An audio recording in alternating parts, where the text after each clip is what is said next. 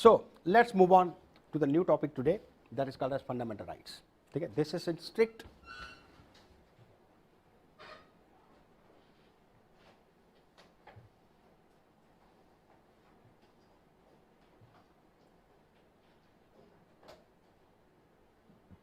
yes.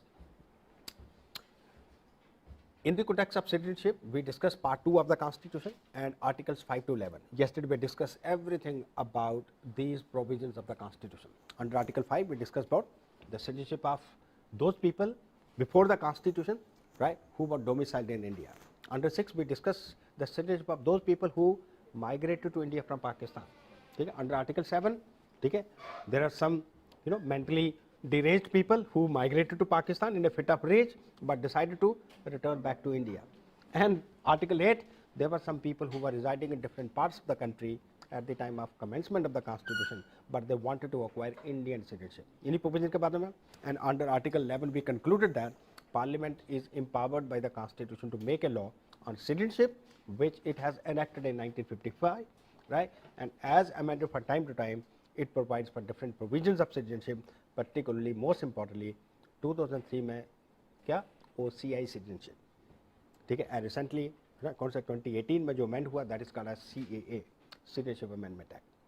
उसी के order में कॉन्स्टिट्यूशन का नेक्स्ट पार्ट डिस्कस कर रहे हैं, that is part 3 of the constitution and articles 12 to 35. 5 से 11 हो गया, ठीक है. तो आर्टिकल्स कौन से आगे,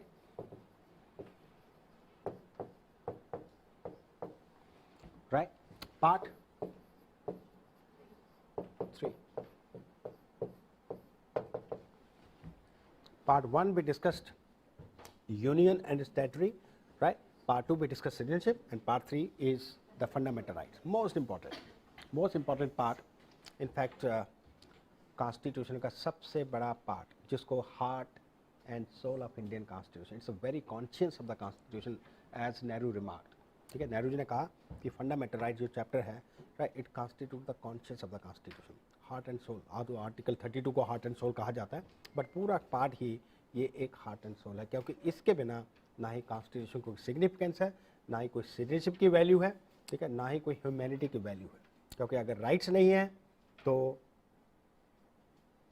कौन से बाकी सारी चीज़ें मीनिंगलेस हैं. विदाउट राइट्स, ठीक है, everything is meaningless. Is that clear? Now before we discussed the conceptual underpinning of fundamental rights, सबसे पहले मुझे ये बताइए कि राइट किसको कहा जाता है. इधर नहीं पढ़ना, ठीक है. फंडामेंटल राइट्स तो बात की बात आएगी. What you mean by right? क्या तो मेरा राइट है? यस, अधिकार. वो तो मुझे भी पता है, अधिकार. Yes, that's right. Claim, right. Claim for what? Right से तो क्लेम है, राइट. राइट तो क्लेम है, राइट. तो सही बोलो ना कि राइट एक्चुअली एक क्लेम होता है. क्लेम किसका? टू डू और नॉट टू डू समथिंग, और to be treated in a particular way, particular manner. Is that clear? एक ऐसा क्लेम, ठीक है. बट कौन सा क्लेम है ये, ठीक है? To be treated in a particular way, या टू डू और नॉट टू डू समथिंग, ठीक है, एक आपका राइट है. बट ये राइट उसी की बात कर रहे हैं which is enforceable by law, ठीक है. राइट उसी क्लेम को कहा जाता है, because there are so many rights. Otherwise अगर वो इन्फोर्सिएबल नहीं है तो उनको हम राइट्स नहीं कहा सकते. ब्रॉडली सो फार एज क्लासिफिकेशन, क्योंकि ये कंसेप्ट अब यूपीएससी इस तरफ जा चुके हैं, तो आपको ये भी